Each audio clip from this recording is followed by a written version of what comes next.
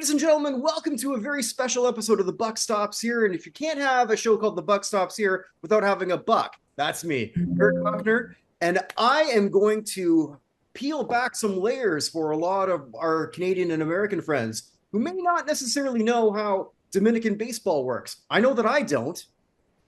And I've got with me someone who's I've connected with very quickly on somebody that we know, Jack Moore. We were both guests. Well, you're a friend of Jack Moore on the More to Consider podcast. I've had him on my show, and now I've got Gill Florentino. How you doing? I'm doing amazing, man. I just wanted to say hello and thank you for allowing me, you and your audience, to share a couple of minutes with you talking about the game I love. Thank you. No, and it's certainly an international game, and nowhere more do we see the love of baseball, I would think, than in your home country of the Dominican Republic. But you're now in Texas now, where you've seen it all. You've seen you've seen so many levels of baseball. You've rubbed elbows with some of the greats, and you've got some stories to tell.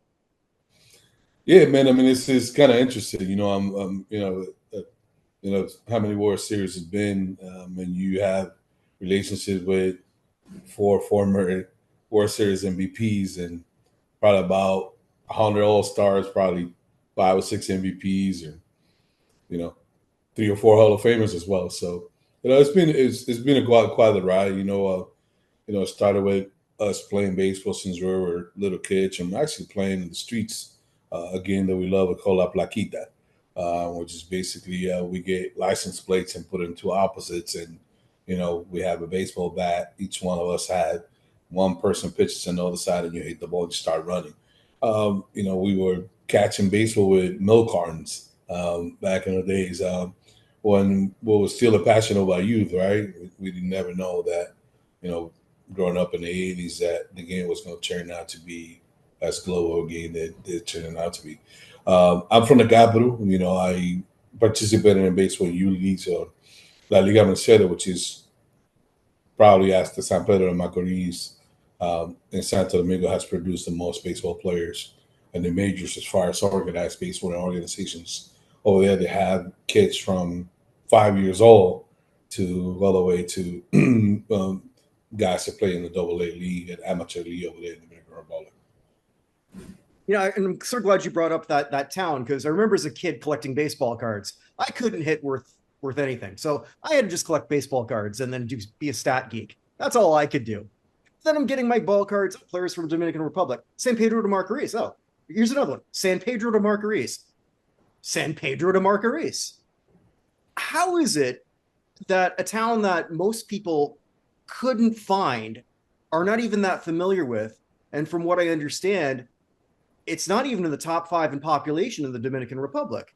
No. So what happened with that is, there's a sugar cane. It used to be a sugar cane plantation, basically. And when the New York Cubans, which is a professional league, a professional team back in the days, Cuban players came and taught Dominican players the game. Well, they also used to work there in all season. So they brought the game, Cubans brought the game to Dominican Republic, to that specific area of San Pedro de Macorís. Was a sugar cane plantations, and people at lunch pretty much play baseball. So it was a town where people came to work, make some money outside of the game, and they taught the local Dominican players to how to play. And early on, those San Pedro is close to La Romana, and all the places are sugar cane over ports, which was Haina as well, which is the Alu families from Haina in Santo Domingo. That's a little bit outside of a suburb of Santo Domingo. But, the reason why in San Pedro happened is because the main players that came from the States, including Negro League players, they came and worked there in the sugar cane plantations, and they played the game. It was kind of almost like a field of dream kind of situation, where they had a baseball field in the sugar cane plantations, and that's how the game developed there. But if I were to surmise the game in San Pedro de Macorís in Dominican Republic, I will have to say that San Pedro was the Mecca of baseball in the Dominican Republic.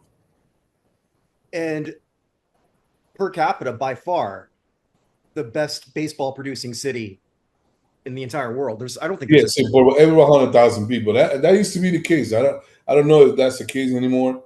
The Capitol House produced a lot of players too as well, but back in those days, Pedro Guerrero, Tony Fernandez, Juan Samuel, Julio Franco, all those guys came from San Pedro de Macorís, and they were the stars. Alfredo Griffin's a former Rookie of the Year with the Toronto Blue Jays. Hmm. Damos Garcia, former Rookie of the Year with the Toronto Blue Jays. Juan Samuel, who was an elite player, man. You're talking about a guy who's, I remember a season that he had with the Phillies, man. 28 home runs, 30 stolen bases, 100 RBIs, 100 stolen bases, 100 run scores, 100 driven in, 40 doubles, 10 triples. I mean, the guy was an amazing player. And a lot of people remember him because he was infamous traded to the Mets and made a center fielder. He used to be a second baseman. And he ended up being the manager for the Baltimore Orioles. He actually was one of my coaches in one of the teams that I used to play in the Dominican Republic. Shout out to Juan Samuel, man. An amazing human being, an amazing baseball player. I remember Griffin and Fernandez very well back in the exhibition stadium days when I was living in the Toronto area. So I got to see them live quite a bit.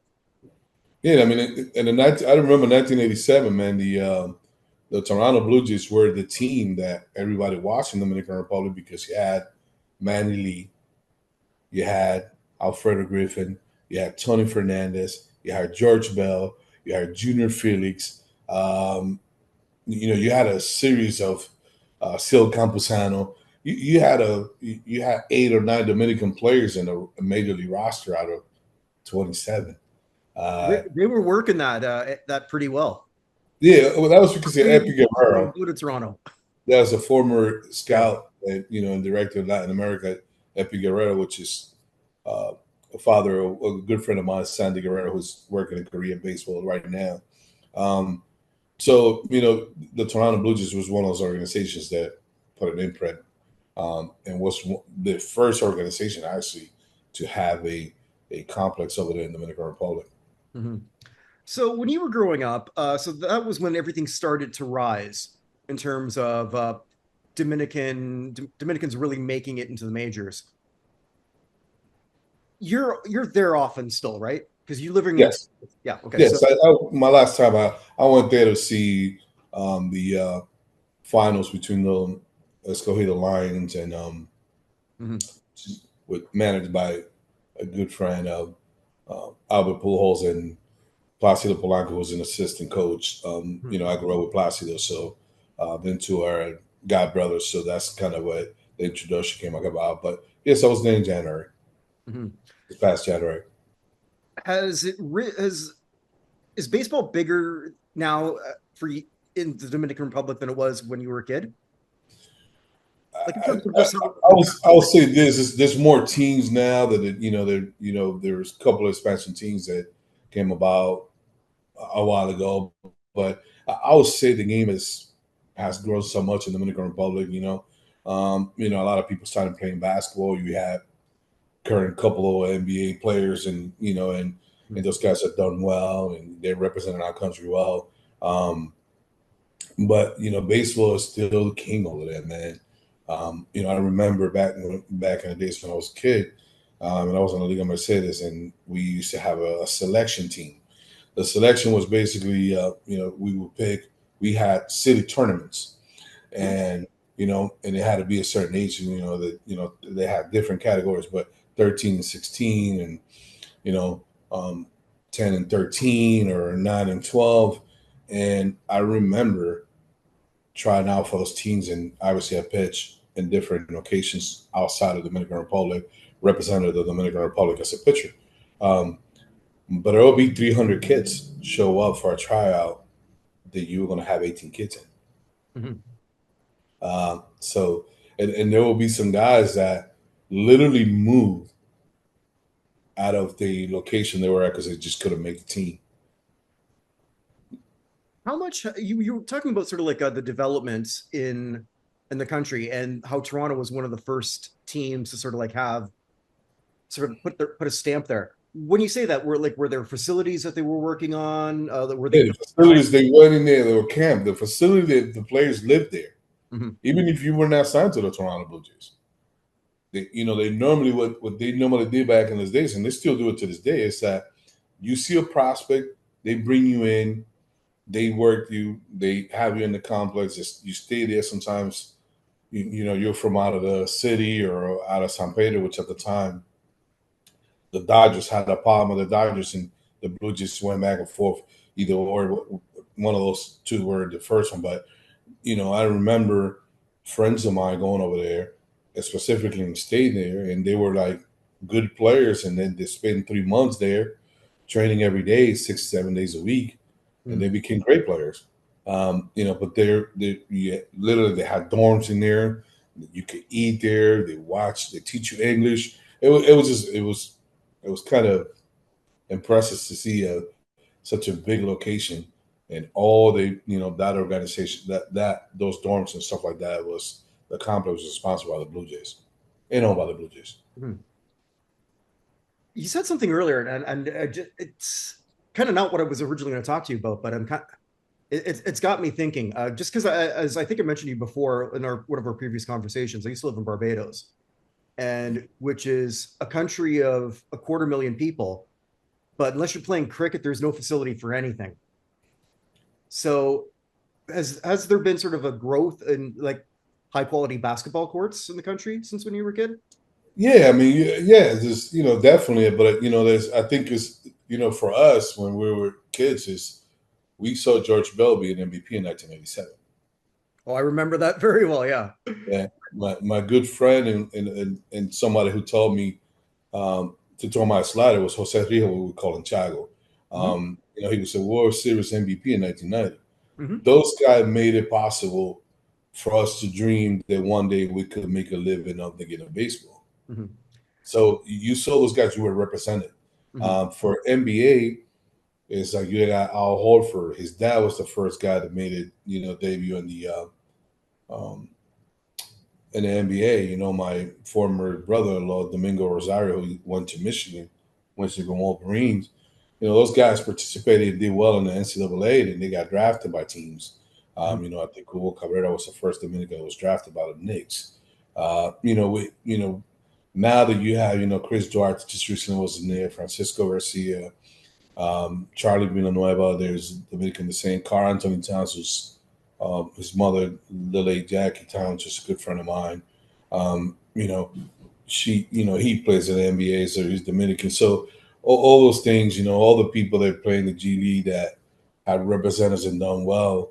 My good friend Luis Felipe Lopez was the first guy, that we looked up as far as basketball, and those guys were 6'5", 6'6". I mean, not that you can find those guys in DR everywhere, but there was an opportunity for somebody to do something else because, to be honest with you, I love baseball, but my first love was track. Okay. What were you specializing in? I used to run the 400 meters. Okay. I used to, run the 400 meters, and I used to shot the shot put. So that was kind of, since early age, but, there was not the Olympic Stadium was about an hour walk. And, at the time I was 19 years old. I used to work with my brothers to go over there and either play basketball or baseball. We were just playing something. We would spend 8-9 hours on the complex. And it was just a situation where, we just went in there and we were just athletes, man. I never knew I could throw a baseball that hard. How that whole thing started was we had a mango tree in my backyard, and the ones that were high enough, we used to throw rocks to it, and I could get all the way to the top to get the mangoes. We hit them with a rock to fall down, and we're like, everybody used to ask me in the neighborhood when the mango trees were too high. When the mangoes was like, hey, can you get that one for me? And that was, for some reason, my hand-eye coordination has always been great. So that's how I became a pitcher. Nobody wanted to pitch. I remember nobody wanted to pitch, and then they really certainly didn't want me to pitch after I pitched a couple of times because, at the time I was kind of throwing harder than anybody else.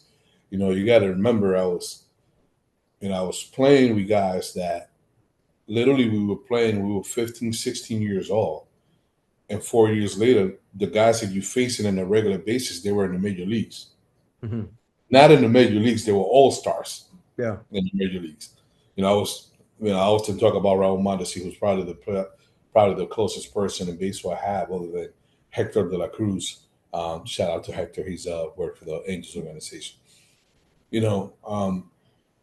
And you playing with these guys at 5-6 days a week, and then Raul Mondesi is the Rookie of the Year, 1994 in the majors. Mm-hmm. Right, so and you pitching on a Sunday in San Cristobal and facing Vladimir Guerrero, and then he becomes an MVP in the majors. So those kind of things that I knew I could pitch because literally I was facing major league hitters 3 or 4 years before. I mean, some of those guys didn't even play 100 games in the minors, and they were in the majors. And so baseball took you from the Dominican to the United States. You said you played a lot of independent ball. Yeah, anywhere. I actually play anywhere I could play. Mm-hmm. I played in Panama. I played in Mexico. I played in Puerto Rico. I played in. What was first? Like for you? The first place I ever played was outside of Dominican Republic. Was Venezuela. Was Venezuela? Okay. Yes, with the Dominican Republic national team. Mm-hmm. I was in 1987. I was played in a international tournament between 13 and 16, and I was barely 13, and I think I was the youngest guy in our team at that particular time, and we won consecutive tournaments in December in '87 and in December in '88, and in Venezuela. That's just the first experience I had, man. When I got in the plane, and it was such an overwhelming thing for me because we came from playing in the streets with rocks and concrete, and you went to like nice fields, and it was such a refreshing thing to be in the mound that was very round. We were pitching softball places, so that's kind of the mound where we're very low, we're flat. We learned how to pitch like that. So when you had a mound and you were 3 or 4 feet taller, that hill it was just an amazing feeling, man, to pitch, as I could describe it to people. And so where were you playing after that? So after that, I was trying to get signed, obviously, in the Dominican Republic. So I went to the Marlins camp. I went to the San Francisco Giants camp. I went to the Dodgers camp. I went to different places, and then we used to have a team. And once I started getting the age, because in the Dominican Republic they had the cruel thing to tell a kid is they're 17, are you too old already to sign? Which it only encouraged me because when I came to the States and I was playing college and I was playing in all these different leagues, I was throwing harder than anybody else. Even though I really didn't throw that hard, but people thought I threw hard because my fastball got to like 94, 95, but my best pitch was my changeup. Mm-hmm. So, because and something that we talked about before in other podcasts that I been a guest, we learned how to pitch. Right. We learned how to pitch because we played every day. Mm-hmm. We knew how to do things that we not necessarily when we were little kids. We had the best coaching, but what we did was basically went out and we perfected our craft just by playing. We were playing every day. So, I went to Panama to play on an international tournament. I came to the States in 1994, but I decided to go to college. I went to camp for Florida State first, and then wound up in Oklahoma. I had a couple of surgeries at the time, one in my knee that sidelined me for a year, and then I wound up in Japan. Before we get to Japan, so was there a culture shock going from Florida State? Or Florida State probably might have felt a little comfortable. Oklahoma? Yeah. I know you live in Texas now, but I mean, it's. Yeah, I mean, it was. So here's the thing, again, I told you I wasn't. All these things happen by accident, I had a regular job. Mhm. I was at the time working at 7 World Trade Center, delivering mail in between the 7 buildings. Because a lot of people don't realize that at the time the Twin Towers, there were 7 buildings that were part of the World Trade Center. Mhm. The seven World Trade Center was known as Salomon Brothers. I worked for a company. I was a messenger for a company in Salomon Brothers, and I had to work every day. So what happened was I went to Brooklyn to visit Lisandro Diaz, who was an exceptional catcher, and Robert King was a third baseman, and Frankie Diaz, who ended up signing with the Twins. Henry Castillo, who's probably the best baseball player I know, and never made it to the major leagues. It had to be between him and and and Juan Cabrera from um, the league that I played in the Dominican Republic. But you know, I think he believe he still has a record at Delphi University for home runs in a season. But I went there on a Sunday to uh, literally watch my friend play and catch, and they needed a pitcher. And mind you, I was already out of the, I was already in the state from since June of that year, and this was late July. Um, so I started playing catch, and when I was playing catch, because I was so accustomed in the Dominican Republic to throw long toss, Mhm. um, they needed a pitcher. And I started long tossing. I was tossing from left field to right field, just doing a windup. Mhm. And say, hey, you want to throw? And there was a scout there for a college. They went to see Lisandro Diaz, and they wanted to know having interest on me. I threw, of course, at that time already had maybe 30 or 40 days that I didn't throw a baseball. So I was very healthy and crude, like we call it, because, I was throwing in the Dominican Republic 5, 6 days a week. Mhm. And back then, if you're the only pitcher in the team, you pitch 9 innings, whether you were winning 1-0 and you were losing 10-0. Mhm.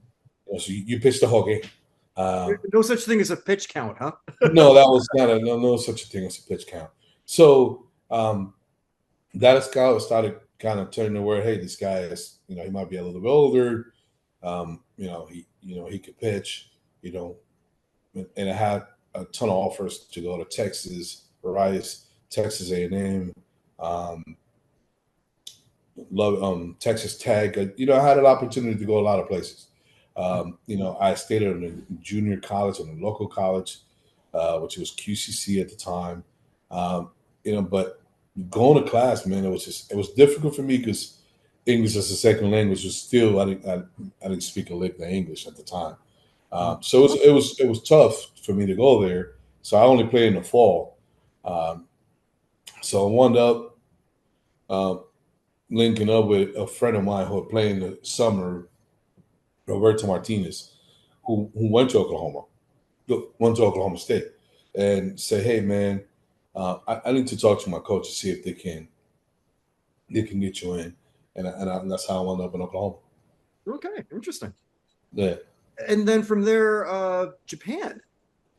yeah. So I had came home from a season in the Big 12, and I did fairly well. I believe that year I was 9-2, combined in the fall, and in which at the time, there were those, you only count the spring, but you came in there in the summer, and you basically started playing right away to see if you can make the team.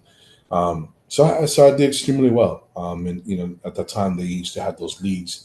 They were sponsored by Major League Baseball now, but there were leagues that only Division I college or former professional baseball players played on, or guys who had got drafted a year before and they played, or guys who were ready, pre-draft ready.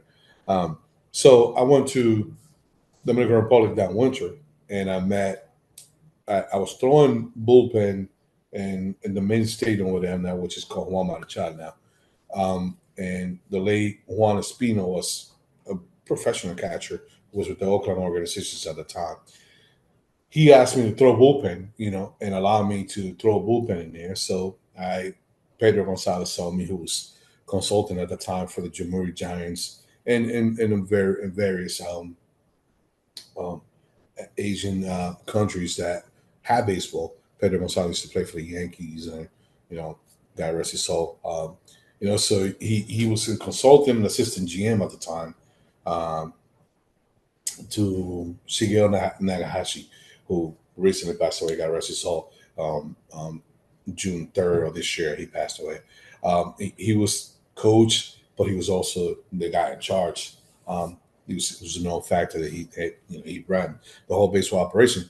But they flew me into Japan, say, "Hey, we're going to use this." Barry Gonzalez says, "I'm certain I can get you a contract." I flew into Japan. I started working out with the team. I was happy because, speaking of San Pedro de Macorís, they had Balvino Galvez there in that team. Luis de los Santos, who played for was from San Cristobal Jamur Giants that year. A very young Hideki Matsui was on that team. So I was able to work out a couple of days I got there.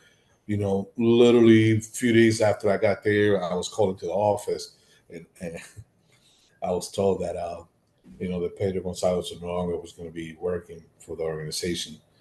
So the guy that offered me the contract pretty much were going to sign me for 3 years. And the Jameer Johnson didn't start the season particularly well. They they won in 96, and in 97, I think they were like 18 games under 500 or something like that. But they didn't start it that well, and they needed pitching. Balbino Galvez at that time won 12 games. He was a good friend of mine from San Pedro de Macorís. A lot older than me, but so I went there, and that's just my experience in Japanese baseball. I got to be around those guys. I got to be around Hideki Matsui. I got to be around some Pedro Castellano, used to play for the Phillies, and Venezuelan guy from La Guaira, I believe he was. I had a great relationship with those guys, but it was just different. I knew I could make that team. I had been given an opportunity. I also think that him and my career was for so long. I tried to get on with somebody that everywhere I just literally needed a pitch, and so I started getting injured, and at that particular time I started getting to the 23, 24, 25 years old, and that's when I decided to do something else. And then 6 or 7 years later, try to make a comeback. I had Tommy John's twice. And at that particular time, Tommy John is not what it is now. But I tried to make a comeback 7 or 8 years later, and I ended up playing in the Double-A League in Albany, New York. The Twilight League, I think, and that league has been around since 1916, 1918. Which Wooden Batson is also former professional baseball player to play there. I actually did very well. I was a setup man. It's kind of funny because it was three former. It was Ryan Christ, who was a pitcher with the Detroit Tigers in the minors. Tim Christmas, who actually made it to the major leagues with the Arizona Diamondbacks. So in our staff, we had three guys literally we could play like the Yankees.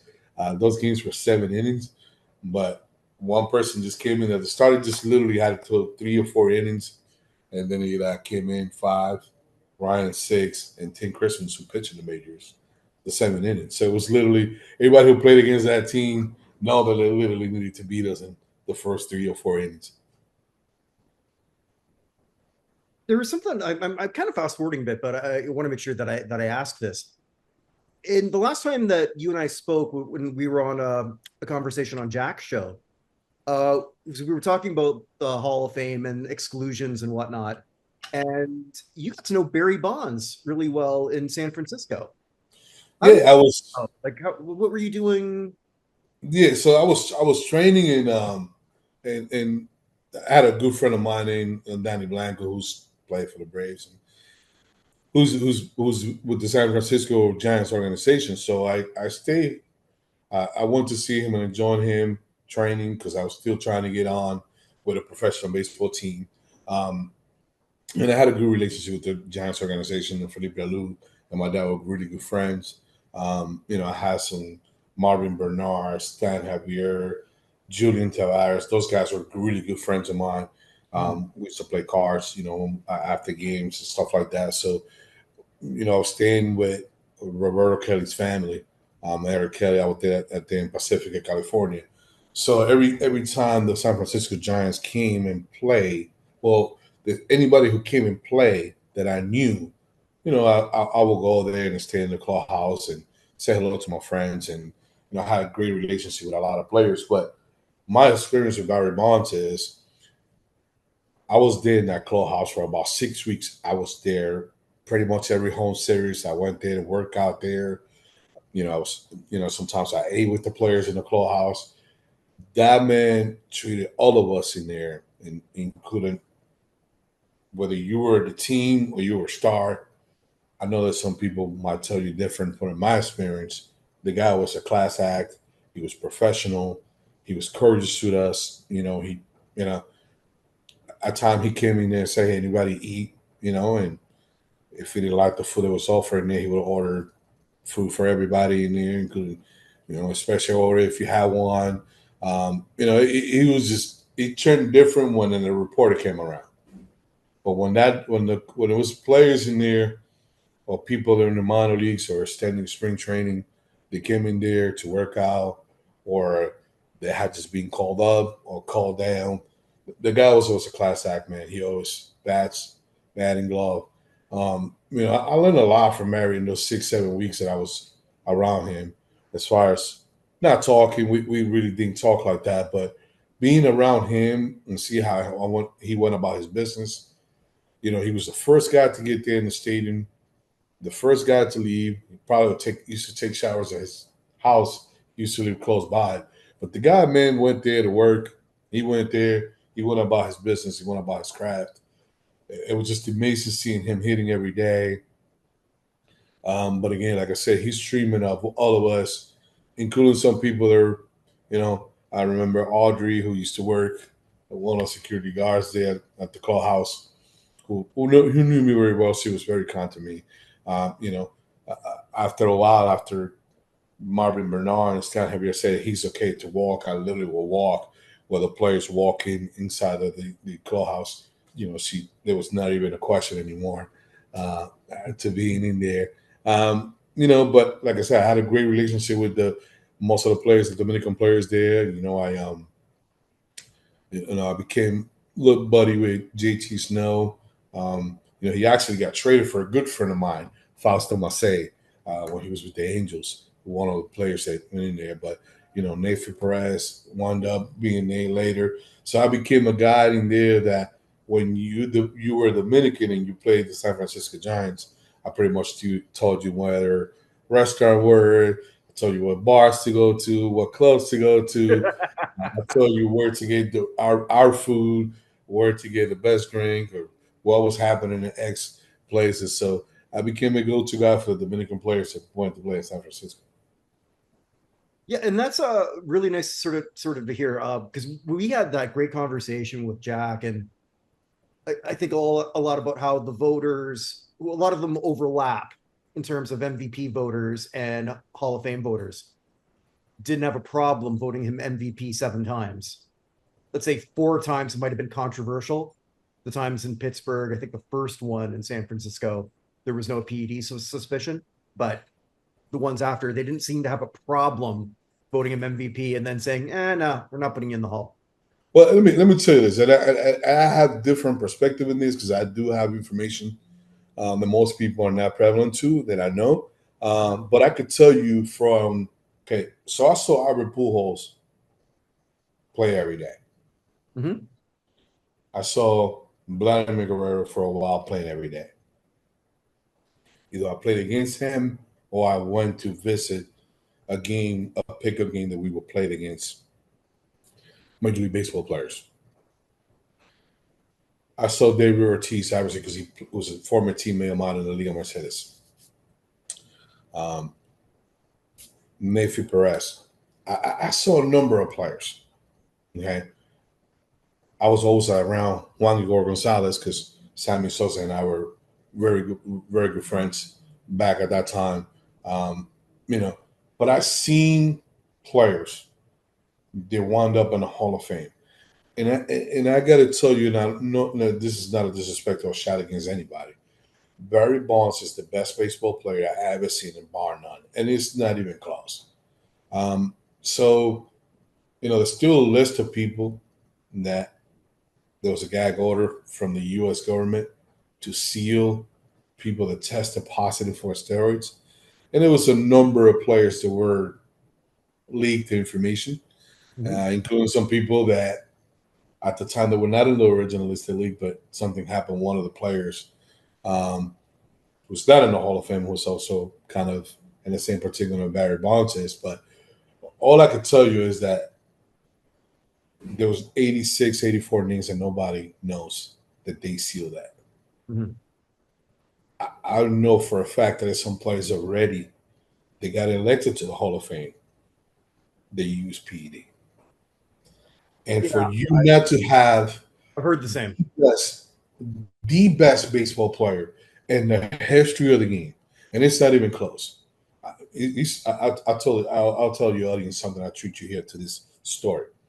I went to a game, and that same span I'm talking about the summer of 1998. I went to a game that Barry Bonds bunted the tie game, the tie run, because the third baseman was playing too far out. Mm. And in the very next inning, then he came back, hit a walk-off home run. He had a stolen base in that game. He threw somebody out. I'm like, here's a display. Oh, a guy who you say has a fire tool. And people say, yeah, I know his arm was. Listen, he was precise when he threw to the base. Okay? So I saw him throw somebody out in that game. I saw him bunt a game, a run over with 2 strikes in the 9th inning, and the Giants were down by 1 run. Okay? I saw him steal the base and then hit a walk-off. Tell me how many players that you still see that could do that in today's game. Very few. Yeah. So not for a very long period of time. Yeah, but to do it for such a long time, and I'm not here to cast an aspersion on anybody who use and never use players, no players. I saw this man take batting practice for 6 or 7 weeks. It's nothing like I've seen before. I saw Manny Ramirez when he was a little kid playing in youth service because I used to play for the Bonnies, which is their rivals. His bat speed and his bat sound when he hit the ball, it was just different. And you can argue this other than maybe Albert Pujols. Manny Ramirez could be considered one of the best right-handed hitters ever. Okay? He should be in the conversation. I'm not here to tell you he's the best, but they should be in the conversation. Their bat just sounded different. Mm-hmm. We were talking the other day, and I know you wanted to bring this up. So it's sort of like relatively new as we're recording this. A very surprising trade took place earlier this week. Perhaps not as surprising to you, the way that you kind of were describing it to me. Rafael Devers, not arguably, he's the top gun that the Red Sox had in year 2 of a very large contract. Yes, there was some acrimony between him and the team this year over positional shifts and whatnot. Devers said that there was a lack of communication from the Red Sox brass. But you have a different angle on this that I don't see a whole lot of people actually mentioning this. And it's really right there. Yeah, I just think, if people are talking about employees and this, let me tell you this. I run 4 or 5 different organizations right now. When an employee of yours fail you, is your failure as a leader. Okay? You cannot tell me that you're going to bring someone to somebody's department and not talk to the guy who's been there, who's the only member of your last World Series championship that you had, who's been there since you signed him when he was a teenager in the Dominican Republic, and not have a conversation. I thought it was laughable. I thought it was distasteful to blame that guy, and in the media too.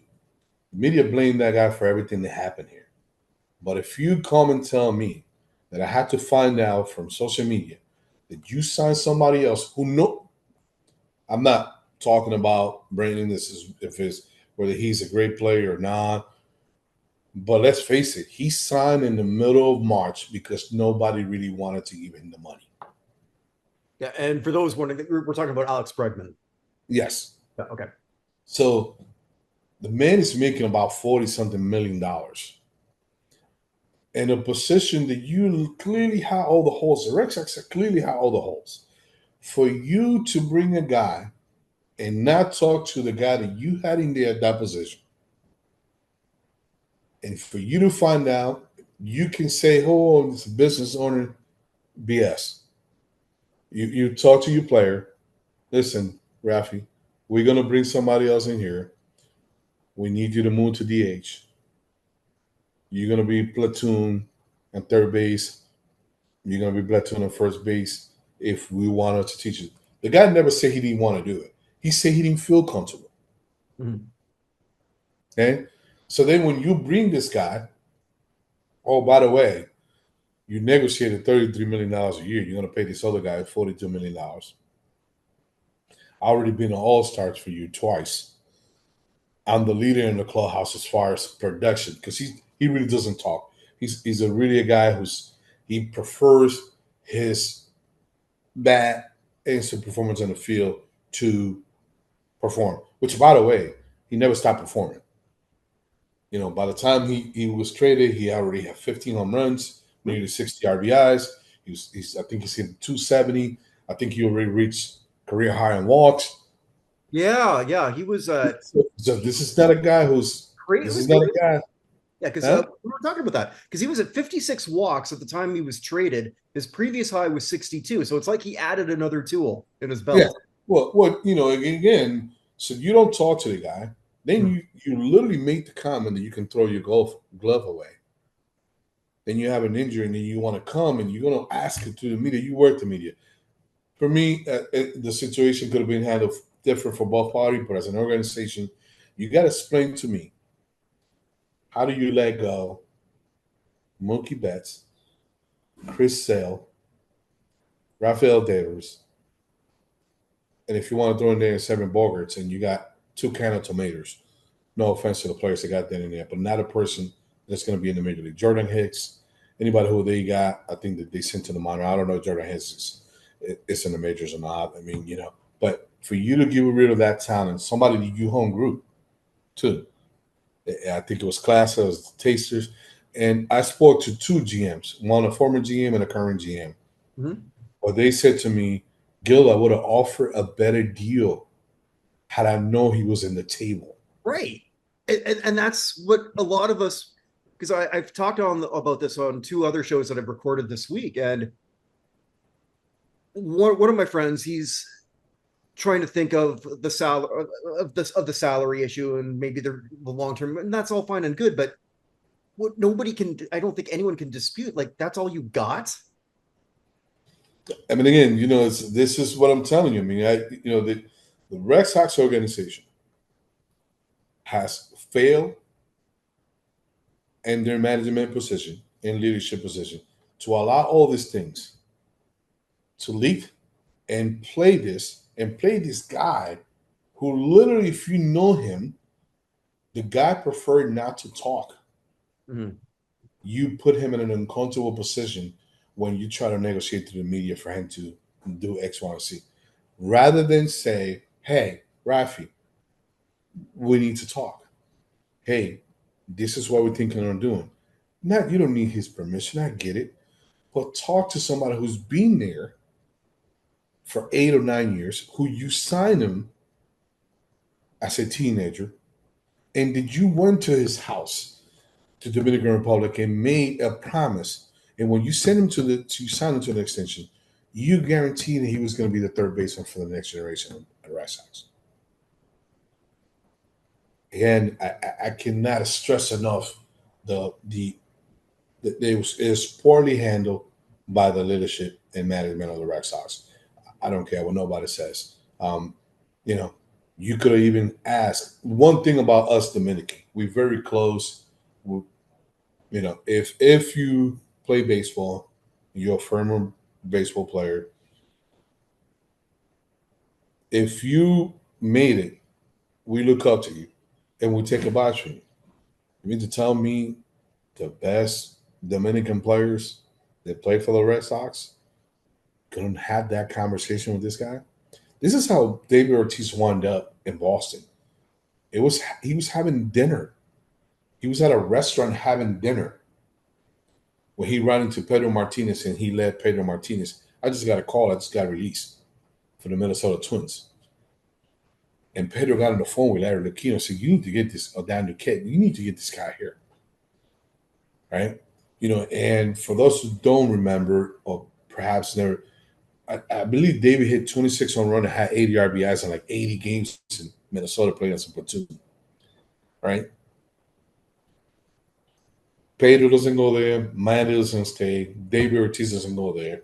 And for whatever, and they had all the players who contributed a great deal to those championships with the Red Sox. But if David Ortiz, Pedro Martinez, and Manny Ramirez don't play there, I'm not sure that the Red Sox win. Oh, God, no. No. Not that point. So for a franchise that has such a rich history of having Dominican players as a start, I'm very fond of Adrian Beltre.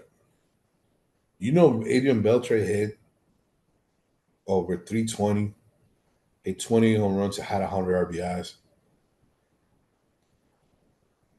And bottom line, had a Gold Glove and didn't offer him an extension. And the guy wound up leading the Texas Rangers to 2 different World Series, three straight American League Championship Series, won 2 more Gold Glove, became an All-Star, and became a Hall of Famer in Texas. And you didn't offer that guy a contract. So this is a question that we had. You did the same thing with Victor Martinez. You did the same thing with Yoenis Cespedes. What is going on in Boston that you had to be a certain type of personality to be there? I will even go farther and say, hey, you might need to be a different calling to be a star in there for people to be comfortable. That's just a bigger question. There's no way you let Mookie Betts go. I mean, talk about what we're talking about. Yeah, and that's been biting them ever since. Betsy, who you could argue is in decline, is still better than 95. Well, what if you had that lineup in which you had him, Devers, along the other young players, core players that they have? It's an interesting strategy, or as they like from that dodgeball quote, it's a bold strategy, Cotton. Let's see if it works out for them. And they have to be careful. I think they have to be careful because when Dominican players every June they sign international players, they're going to start getting that reputation that we now welcome on that team. Mm-hmm. And the same thing is going to go for the New York Yankees. I started hearing a lot of rumors for former Yankees. Really? People that play there, one sort of situation was a lot more beyond the game of baseball and beyond a contract. And I goes to say this: it was one major league team that offered him more money than the Mets even did. Okay. And he chose the Mets. But this whole situation with him not signing with the Yankees was never about the money. It was about things that happened behind closed doors. Really? Including the treatment of his family by the Yankee brass. And I would just leave it at that. Well, wasn't there just a Red Sox pitcher who just debuted who said, I would never play for the Yankees because of how they treated my dad? Didn't that just happen like 2 weeks ago? I mean, there's been, that's Griffin. Griffin had that, right? That's right. Yes. Griffin had that, right? They had Greg Nettles' son. George Steinbrenner says we could have people, civilians in the field. Ken Griffin told Griffin Jr. like, who was at third base? Craig Nettles' son, taking ground ball at third base. But Griffin couldn't be in the field. I remember having a conversation with a former Yankee, and him and Soriano were the only people hitting at that time, and I believe Jeter won like 1 for 44 or 1 for 35, and this particular player won 0 for 4 in consecutive days, and he was benched for a week. And in interest of full disclosure, George Steinbrenner, every time I went there, he was very cordial with me, very professional. I had a young lady, and I'll never forget this. I was in an elevator, and the young lady says, F the Yankees. As the door is open and she's saying this, George Steinbrenner walks in and says, that's what you call democracy.